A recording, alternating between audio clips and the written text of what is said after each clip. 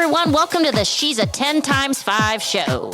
I'm Lori, and my friends Lisa, Michelle, Randy, and Marcia are mixing it up and joining me to do what girlfriends do best, chat from the heart. Whether it's celebrity stories or serious topics, we're talking about it and coming in hot. Join us as we bring you the aha moments of learning, reflection, inspiration, and of course, a whole heck of a lot of fun. Let's go. This episode is brought to you by... We are Rich Life and travel strategist Anita Heidemann and Chef Dario Tomaselli to inspire you to whole live your life. We were given a second chance in life and know it's never too late. We create experiences to help people rediscover and connect again through food and travel with our retreats and themed dinner club community. It all starts with a Mediterranean bundle travel-themed dinner party package for Italy, Spain, and France. Learn more and take advantage of our 35% off special today for some fun with friends again and like-minded community around the world. So come and join us so you can live your life on this Mediterranean journey that we will change your life for health, happiness with others, and inspired living. So now back to your podcast. Enjoy. Hey everyone, welcome to She's a 10 times 5. I am Lori, and I've got... Michelle. Singing Michelle, the woman with a song in her heart. Yes. Yes, Mamma Mia. All right, Michelle, we've got an incredible guest that's coming on. I'm excited because I am a sweet tooth person. You're a sweet tooth person. And so is our guest. She is the queen. She is the queen. So here's what's ironic about this whole thing is that she's in my neck of the woods, and I'd heard anecdotally about this woman, but I'd never met her. And she has taken a family recipe, perfected it, spooled it off to some of the hardest retail storefronts to get into, Williams Sonoma, Whole Foods, etc. The list goes on, sold the company, and now she's a baking maven. Her name's Heather Mubarak, and she's literally insane. Yeah, I'm excited to talk to her. I mean, the fact that she's self-taught and she's found so much success and she's living out her passion. I mean, I couldn't be more excited. This is what I love. I love talking to women that are following their dreams. Yeah. Yeah. And you know what? She goes by the handle of Buttered Brown Blondie. Isn't it brown buttered blondie? Right? It's probably brown, is, because you're talking to two people that know nothing about baking, but I'm pretty sure it's brown butter. It is. You're right. Yeah, I've been kind of massacring everything this week, so that's not a surprise. Yeah, I got things flipped around. You know, we're going 100 miles an hour here. It's okay. I know. That's the best part about it. You know what? Maybe we're just dreaming of, baked goods, because that's how I feel. As soon as I saw the cover of her cookbook that's coming out, the sandwich cookies, I was I'm done. And her Instagram is just to die for. So we're excited. We're going to bring Heather on in a second. But first, we have Miss Randy Crawford coming on to give us her hard yes or hard no. Hard yes, hard no. Let's take it away, Randy.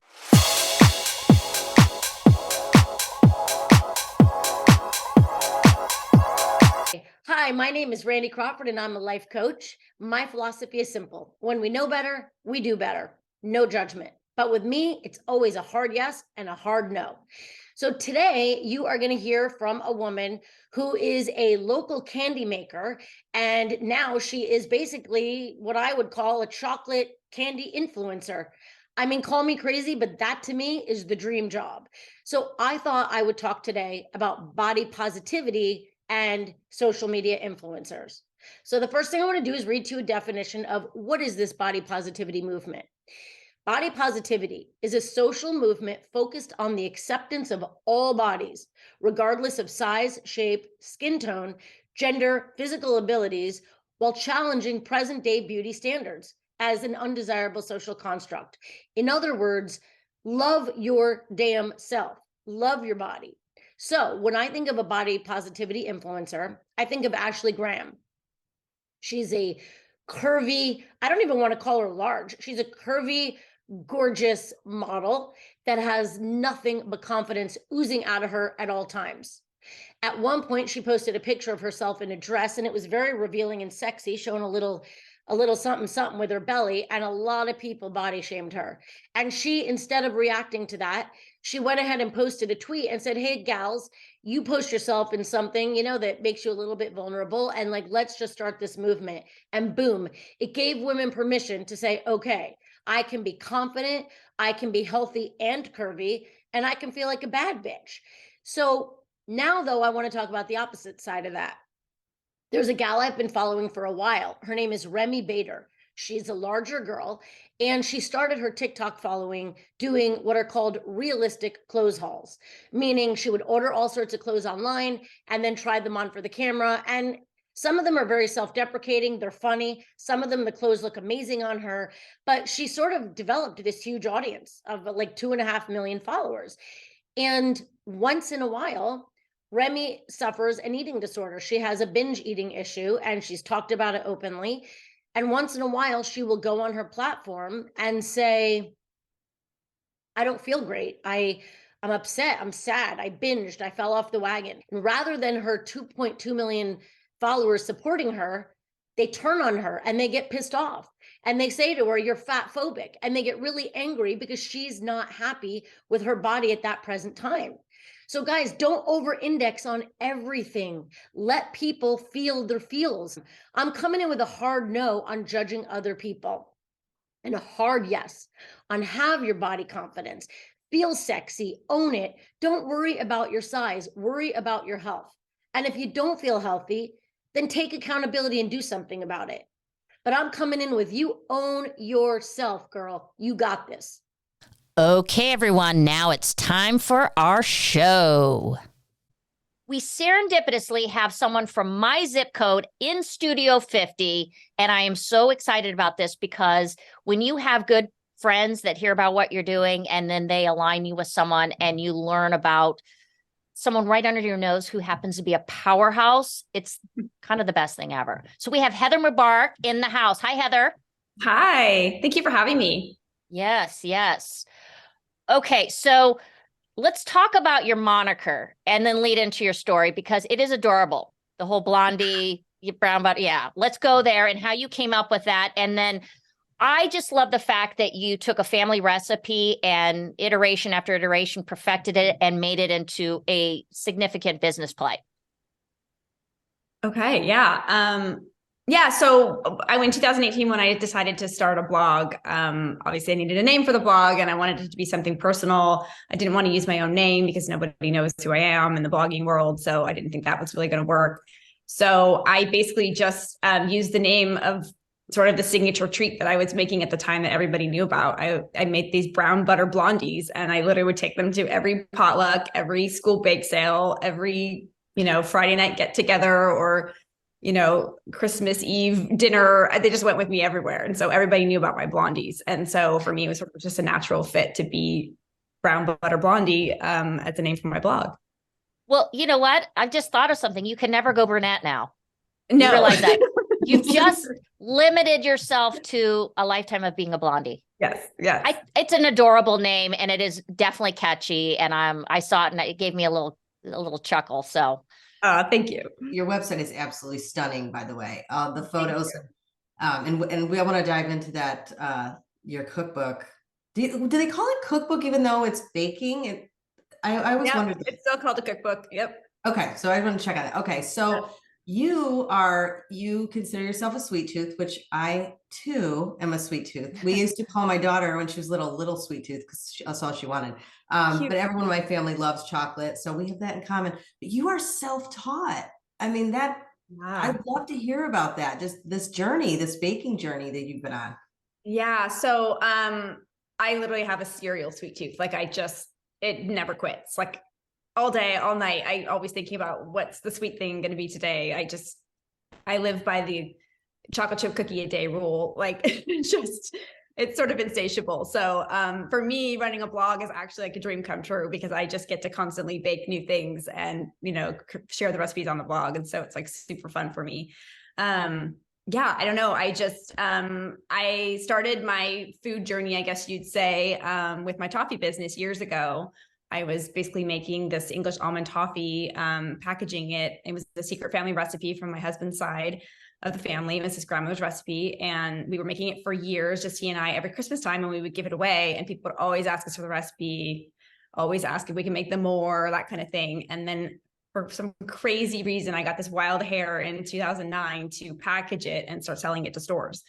So I knew nothing about mass marketing food. I knew nothing about running a commercial kitchen. I didn't know any of those things, but it was baby steps all along. And before you know it, I had packaging and a website and this awesome toffee that everyone loved. And within a few years, it was selling everywhere. I was selling it to Williams Sonoma, Nordstroms Online, Sur La Table. It was just kind of everywhere. So I sold the business in 2014, stayed on for a couple of years as head of sales, and then my time was up. So I spent about a year and a half deciding what to do next. And that's when I stepped into the blogging world in 2018. So I think I tried to steer myself in another direction, maybe do something different that didn't involve being in a kitchen or anything to do with recipes. But I think my heart was just still there. And I knew I had more things to create. And I love being creative. So I just stuck with the food thing. Ask Us Beauty Magazine is content designed to educate, empower, and inspire individuals on all things beauty and wellness. We do this by bringing together people of all backgrounds to share their stories, leaving you with inspiration for living your best life. Whether it's through products, services, procedures, or personal brands, we challenge the status quo. Our mission is to change the narrative, allowing each and every one of us to define beauty on our own terms. Visit us at askusbeautymagazine.com. Yeah. Wow. Okay, I have a quick question on, because I have a relative who is a baker, and when she makes something and if it doesn't turn out perfect, she trashes it. And I was wondering if you do that, because I'm like, what are you doing? Like, I'll still eat that. And she's like, no, it didn't come out right. I have to start over. So it's like a question I wondered if yeah, okay. So being a self-taught baker, I didn't go to culinary school. I didn't go to any baking school. Baking is definitely a science. It's an art as well, but it's more of a science than it is an art. My husband can make, pasta sauces and salads all day long, just without a recipe, but you kind of need a recipe when you're baking, unless you get really good at it over time, and then you're able to create your own recipes without following any kind of a guideline. But she's kind of right. I mean, sometimes you do make something and it just turns out terrible, but that's just sort of a starting point. And then you have to, continue down that road and tweak things as you go, one ingredient at a time until you get it right. I generally don't throw things away because they're not usually that bad. They're like almost there, but not quite. So I'll have people taste them. Like people in my family will, have a nibble and like say, oh, it's too sweet. It's not sweet enough. It's too salty. It's too chocolatey. It's too, whatever the feedback might be. And then you just keep tweaking it till you get it right. But yeah, I don't usually throw too much away. At the holidays though, when it's really busy time, I do a lot of work for brands and such. So I'm making a lot of things in the kitchen all the time. And sometimes it's a little overwhelming, and I try to ship it off to the husband's office and get some of it out the door, give it to the neighbors. But it's a lot. I'll swing right by, Heather. I'm right around the corner. So let's talk about the business side. So we kind of like flew through, you perfected this toffee recipe, you get it in Williams Sonoma. I mean, so those are some tough nuts to crack, Whole Foods, and we're able to monetize it. And I think, before we hit record, we talked a little bit about, second chapter women sometimes get aspirational, or they have a passion and they just don't know how to go about making it a side hustle or even a business. What's your advice there? Oh gosh. I think my advice is just as simple as look fear in the face and do it anyway. Like I've always sort of been one that's up for a challenge. I like to be out of my comfort zone, which is usually, I think that's where you learn and grow the most. So I don't have a problem with it personally, but I totally understand that feeling, because in the very beginning of both the toffee business and then trying to enter the blogging world, which is like a tough nut to crack too, especially since I don't even know what the number is. There's like a million blogs, like literally. So to get noticed and get traction, it takes time and it takes expertise, which I obviously didn't have in the beginning. I think really it's just being dedicated to your passion and knowing that you can take it somewhere, and then not being afraid to ask questions as you go. I mean, in both, careers, the Toffee and the blog, I learned so much, but I had to go and ask people that knew the answers because I didn't know the answers. So I just had to be not afraid to, go get the information that I needed so I could keep moving forward and succeeding and get to the, short-term goals and the long-term goals that I had. I didn't know the first thing about, I didn't even know who to contact at Williams-Sonoma to get into Williams-Sonoma. I had to find that out first. And then I had to, learn the lingo for the wholesale language and all of that. Like, it was a lot of learning. But I was really passionate about my product, and I knew that it was a winner and that they needed to have it in their stores. For someone that's listening that is trying to do that, what tips would you give them to go about that if they did want to get their product into a big box? Or yeah, I think it's just it's research, really. It comes down to research. Like I said, asking questions, connecting with the right people. But it's also baby steps at the same time. You can't just start a business on day one and then on day two be like, I want to get in Williams-Sonoma. It took me years for that to happen. And you have to sort of prove your legitimacy as you go too, for a store like that to say, oh, we'll take you on. So I would say start local, especially if you're selling a food product, and there might be obviously listeners that are trying to start different kinds of businesses, but I'm, primarily have done food. So start local, sell to a seaside market or I don't know, your local Whole Foods in, San Diego, or just starting small, even starting at farmers markets. I didn't go the farmers market route. I had 3 small children at the time. And the idea of spending an entire Saturday or Sunday at a farmers market and having my husband take over the kids more than he already was just not on the table. So I kind of didn't go that route, but that's a great avenue to go down too, because it leads to success for a lot of people. They get discovered by, a lot of customers, and then they get this sort of cult following, then you start selling online, and then, your sales numbers are going up. And so I think that's great advice. Yeah. That's what happened with Bitch and Sauce, right? Yes, I know them. Uh-huh. Yeah, and I love Bitch and Sauce. I mean, I just like to say, would you like some Bitch and Sauce? Well, or you can go on Shark Tank. That's the other, and quick route. One thing that I think is important too, and I don't know if you'll concur with this, and Michelle, I know you and I have talked about this, is I think a lot of times, especially women, are afraid to put themselves out there. So it's not even just if my business fails or it's successful, it's like you're putting yourself out there as well. And absolutely. Yeah. And how do you so when you did that, I mean, you kind of have to be really courageous and be willing to take it on the chin. And, Michelle and I call it eating shit and saying yummy. We started a podcast. I'm not a celebrity yet. No, I'm just kidding. No, I agree. I wasn't a celebrity. I wasn't, who was I? I was just this girl making coffee in a rental kitchen to start with. And why should this person, take on the brand? I totally understand what you're saying. I think that you obviously takes a certain level of confidence, to be able to walk cold into places or make cold calls to people, to try to, promote your brand. I think too, it's just a little bit of, putting on your big girl pants and just being like, well, the worst thing they could do is say no. Yep. Which is true. That's the worst thing that can happen, So yeah, it's just a process, none of it happens overnight, these kinds of success stories, if you want to call it that, it takes time, takes patience, but it definitely takes that absolute 100% devotion to knowing that you have a great product. Yeah. Yeah. Well, let's talk about, because you're also a photographer. And so, you've got this blog and you're like the master baker now. And oh, by the way, you know how to model your food. So that's kind of like a perfect trifecta, no? Yeah, no. So when I got into the blogging in the beginning, it was just me sort of creating the recipes. And then I kind of always had a camera that I would take on vacations and whatnot, a good camera, DSLR camera is what we call it. And, but I never used it to take pictures of food. It was just taking pictures of my kids, on vacation or at the park. So I always had a semi interest in photography, but then I kind of realized that all these bloggers were taking pictures of their food and they weren't paying someone else to do it. So I was like, well, shoot, now I have to learn that. So again, research, figuring out how to do that. And I spent, a lot of time online learning food photography, and then practicing. And I'm still practicing. I mean, 5 years into my blog, I'm still practicing my photography. It's a never ending thing that just, you can only get better with time, I think. But I think it's probably one of my favorite parts of the job, honestly. I love bringing that food to life and making it look just so beautiful and delectable that someone's like, oh my gosh, I have to try this recipe.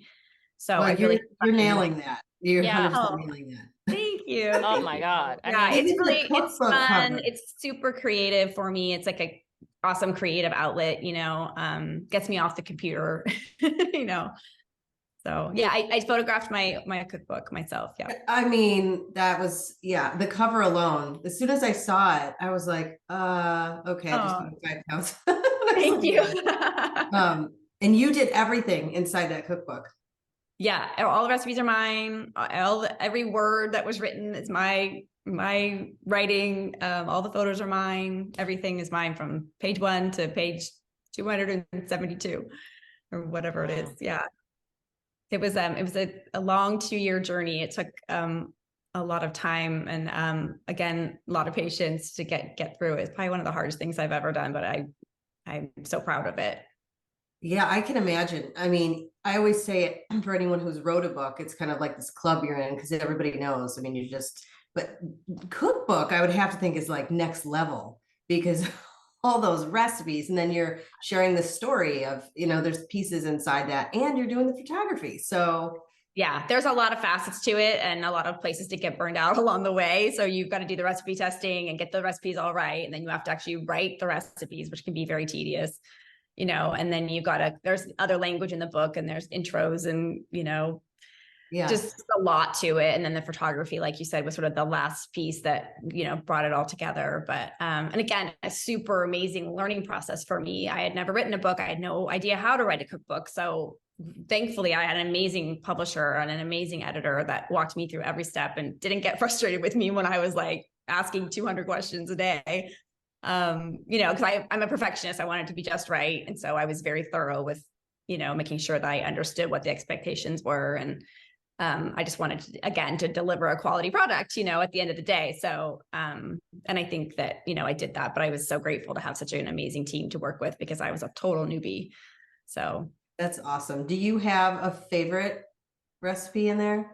I mean, they all. It's the books comes out in about a month, and that's the question I'm getting all the time now. It's a cookie book. It's a stuffed sandwich cookie book. So basically, you have 2 cookies joined together by a frosting, a filling, a jam, a curd, an ice cream, whatever. AKA heaven. Yeah, it's like there are so many great recipes in the book. It's really hard to choose. I think, interestingly enough, I mean, obviously, I ate every single recipe that I tested for this book. The pumpkin spice sugar cookies, which sounds like you think you don't like pumpkin, but then you would just go, I love pumpkin. oh my God. I love pumpkin. Yeah. And it comes with like a brown butter cream cheese frosting filling. Okay. It's So pretty I actually wrote in my book, I have a whole piece on my obsession with pumpkin. So you just had me. I do have a question for you. Are your expectations, because you said you have 3 children, are the expectations like off the chart with you having to bring things in during the, the class parties or anything that's gone with being a baker? That was, I was room mom plenty of times, you know what I mean? Yeah. You would be like the room mom. I would be like, oh yeah. Heather is like, everybody vote for Heather. Like no one, hey, Michelle, no one dares, if it's a potluck, to weigh in on who's bringing the dessert. No, it's pretty funny. I'm in a potluck group, a supper club group, and every time it's like the email goes out, like, who's bringing what? And people are like, appetizer, salad. And I'm like, dessert. Yeah. Every time. That's what I enjoy doing the most, and everyone's always expecting me to bring it. So, I find so much joy in that. And that's probably where I kind of got my love really for the baking so much. Toffee making was very different. It's like making a candy almost. It actually is not baked at all in an oven, but so that was sort of a different process. The baking, was something I always did when my kids were growing up and something that my mom did with me. So the whole bake sale thing or, being the class party mom and bringing the baked goods was always like right up my alley. Oh yeah. I wouldn't even have wanted to attempt to like try, but no, don't, go to Heather over there. Like, you wouldn't want to compete against that. No, and not only that, your kids are your worst critic, right? It's like, well, Mom, you better not bring cookies if Mrs. Mubarak's bringing them. I Yeah. mean, like, it's, So let me ask you this, because I'm kind of intimidated with baking. I'm definitely the get the pre-made dough kind of gal. Same. So for people like me that are intimidated but love sweets, I mean, like literally my mouth is watering as you're talking about these recipes. I'm a huge sweet person as well. Like, what's your advice? I mean, to get me over that hump where I'm not so, I don't know, scared to go there. Afraid to bake. Yeah. Baking is, I think maybe just, it's not rocket science or brain surgery. So maybe give yourself a break. It's just baking, and like you said, if it fails and has to go in the trash can, that's the worst thing that happens. But I think, if you're a novice baker, you're obviously going to start with a recipe somewhere, whether it's from a cookbook or something that you find online or a favorite blogger that you follow. So my best advice would be, honestly, and this sounds like, something so cliche, but like follow the recipe. My biggest pet peeve is when someone, tries a recipe on my blog and then they write in on the comment section and they say, this was terrible. I took out the sugar. I omitted the salt. I only used 1 egg. I used almond flour instead of regular flour. And then they 5 other changes that they made. And then they tell you how bad it was. And you're like, well, that's a totally different recipe than you just made. So there's a reason that people that are recipe developers write the recipe as it's written. It's because it works that way. So my advice would be just to follow the recipe, and then when you get better at baking, you can start experimenting.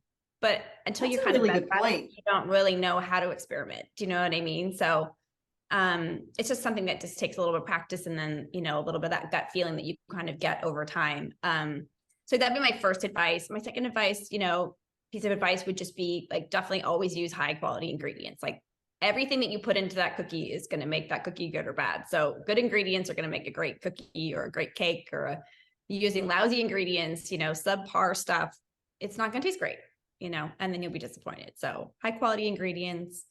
And then I would say people's biggest baking fail probably comes from over measuring flour.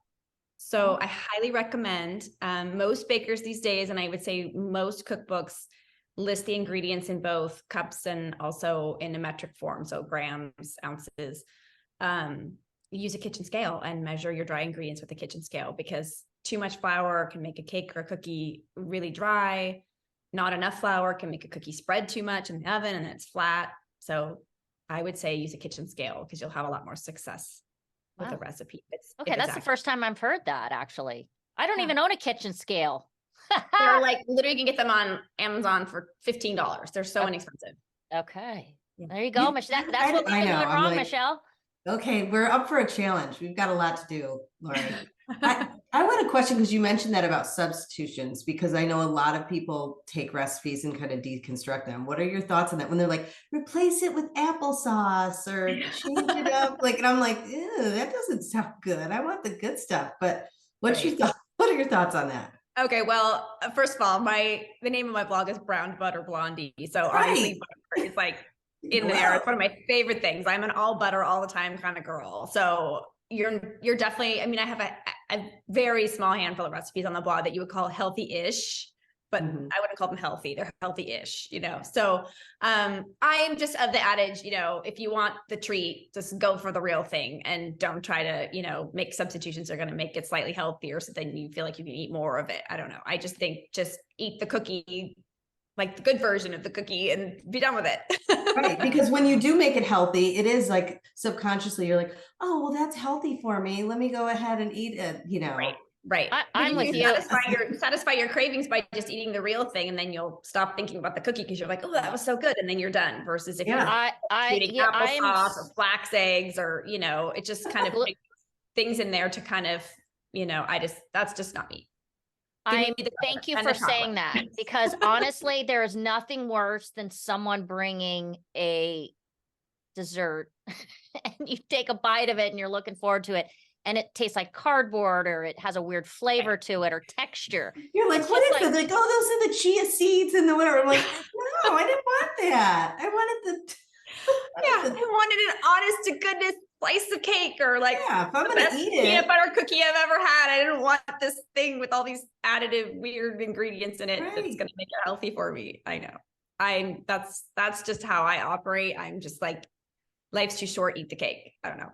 I love Yeah, it. and if dietary can, if you can't, then find a different dessert, right? I mean, there's other options. Yes. I just Yeah, think, I think dietary considerations are different. I have an entire family full of celiac, so gluten-free is a big thing, but there's a lot, gluten-free flour swap is a pretty easy swap to make that doesn't really change too much the integrity of the recipe. So, but yeah, if you're allergic to eggs, that's a whole nother ball game. Yeah. But Right. but if you're not, you're just kind of like looking to cut corners so you can make it again healthier, so you can eat more of it, I guess. For me, it's just like eat the good stuff, have one of it, and then just be done. okay. It just tastes so much better. No, I'm with you. Well, I have a question, because you partner with like Ghiradelli and Hershey, and do they pay you to do all, like, how does that work? Because I think that's a really interesting thing for our age group, is being able to get some heavy hitting sponsors. And how did you close in on that, or did they close in on you? Yeah. So when I started the blog, I also started an Instagram account, which grew over time along with the blog. It's kind of that I don't really like the term influencer. I don't feel like I'm an influencer, but I guess in some ways I am a baking influencer.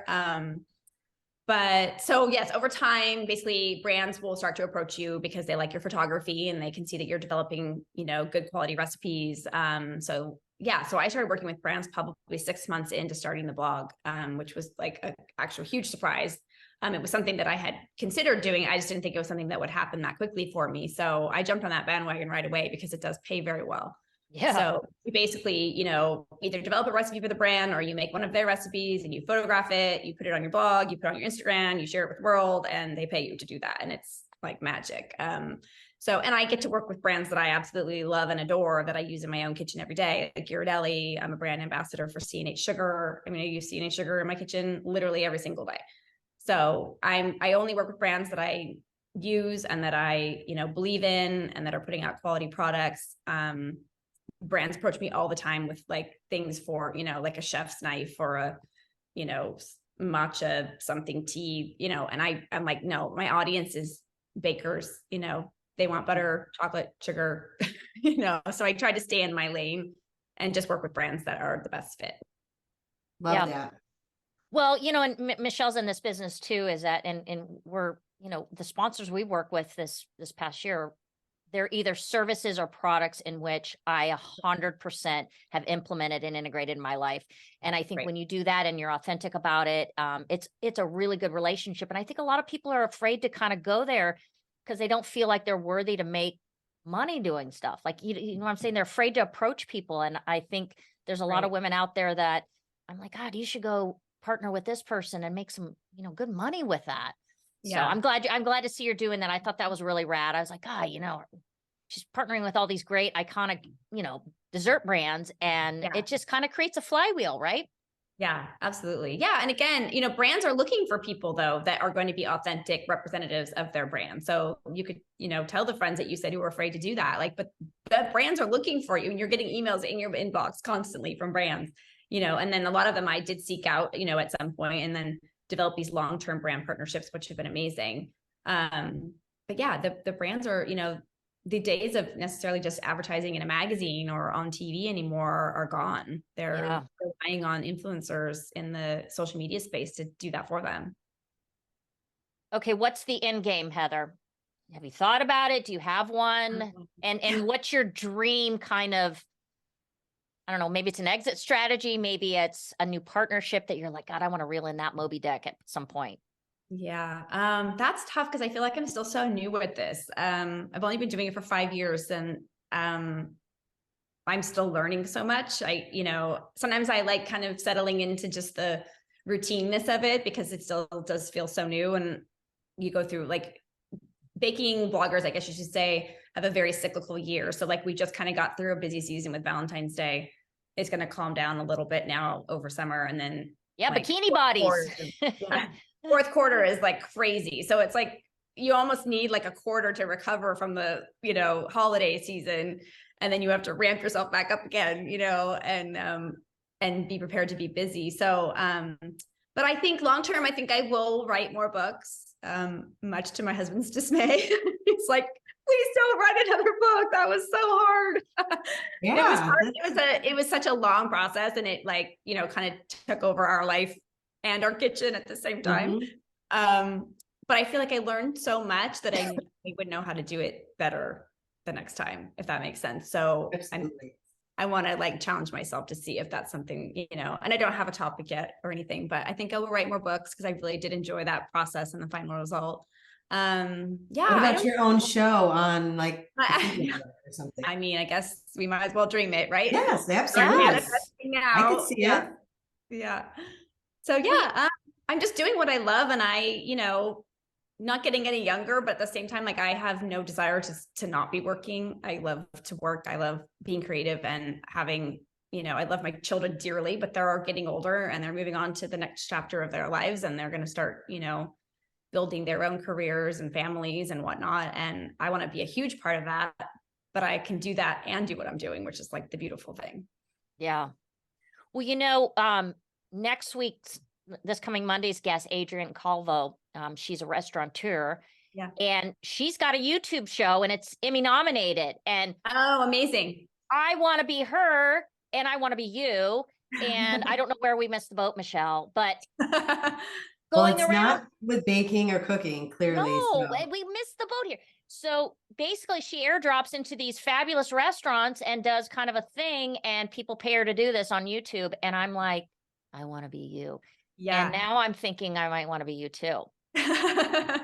You should Yeah. 100% be on YouTube doing all this stuff. I know. I need to expand my horizons in the next year and get, you know, videos where it's at. Everybody wants to watch people, you know, cooking in their kitchens and all that, you know, obviously TikTok was all the rage. And yeah. So yes, never say never. We have things planned for 2023 and 2024. So good. You heard it here first. You heard it here. Ones. Well, Yeah. I mean, and you definitely have a face for TV and not radio. I mean, you're adorable. I mean, that doesn't, you know, right? I mean, she looks like she can be coming off a runway. I'm sure William Sonoma, when he walked in the office, was like, well, that can't be her. Like, what? Like, you know, they want the lady with the apron and the little white shoes, and you look like you've come off a runway. Hilarious. Yeah, I never wear an apron. That's funny. I just get my white t-shirts dirty. Oh my God. Well, you know what? My kids laugh and, you know, Michelle and I aren't the best cooks, so to speak. And we kind of, you know, it's not something I'm going to put on my resume. I'm okay with it. But my kids did at one point call my cooking prison food. But I do a great, I know, right? I do a great Thanksgiving. And I do put on the apron, and I think they look at me like I'm an alien because they're like, "Oh gosh, what's going on?" They're like, who's that lady in our kitchen? Yeah. Know her. Yeah. Yeah. Well, if it makes you feel any better, I'm not the best cook either. I don't cook. My husband is the cook. So it's a magical relationship because we have people over quite often. We do a lot of holidays at our house, but he always cooks and then I always bake. And that's just how it is. It's sort of always been that way. I make dinner, but like, it's like heat this up from Trader Joe's or throw together a salad and bake a potato kind of thing. It's not like a, you know, meal, but he's like an honest to God, like cook. So it's a beautiful match. So he cooks, I bake, everybody wins. It's lovely. But yeah, I'm a terrible cook too. I don't know what to put with what, you know, too much of this. It's not Lori, we're not alone. Well, we need to start a support group, Michelle. Moms that can't cook. Yeah. We could stand proud together and be vulnerable. Where can people find you? Okay, so you can find me on Instagram, Butter Blondie is my handle, and you can find me on my blog, that's where all the recipes are, and that is brownbutterblondie.com. My book is available everywhere books are sold on April 4th. So anywhere you want to buy a book, you can buy my book. It's called Stuffed, the Sandwich Cookie Book. Okay. Yeah, we'll put it out on our link tree too. I wish you had it with you right now. We can. I do. Oh, you do. See how I did that? Oh yeah. Oh, it goes with me everywhere. Oh, that's beautiful. Yeah. Okay. Gorgeous. Yeah, it's nice and fat. Oh my goodness. That. I'm buying that for my cousin who's she's the baker. Okay, so is there any, you know, ancillary benefits from this interview with goodies or something? Well, you are a neighbor. I'm on my way. I'll add you to the text thread for when I have extra goodies, and you can just stop by the front door and pick them up. I know. I'll go straight from pickleball and head on over. Yeah. Yeah. All right. Michelle, any last things that you want to add or? Well, I just, kudos to all your accomplishments and, you're leading by example, and that's something that we want to shout out and just recognize. So thank you. Thank you so much. I really appreciate you guys having me on. Yeah, you bet. And check it out. And I think I had a little bit twisted with the blondie at the end. I did that with International Women's Day. I said it's Women's International Day yesterday. But Okay. it is your Instagram is really like, I was scrolling through all that and clicking through. It's a lot of good stuff. And it's a lot of just hopefully drool-worthy photos that make you want to go make the recipe is the whole point. Heavy on the chocolate. I'm a huge chocolate fan. Same. So if you don't like chocolate, you might not want to follow me. I could live on chocolate. I'm fine. I don't care. Same. That all day. Like I can totally skip. I don't need meals. I need sweet Just chocolate. Yeah, just chocolate. That's it. Yep. Same. All right. Thank you everyone for listening in. Make sure you check Heather's sites out, that you will not be disappointed. All right. Have a great rest of the week.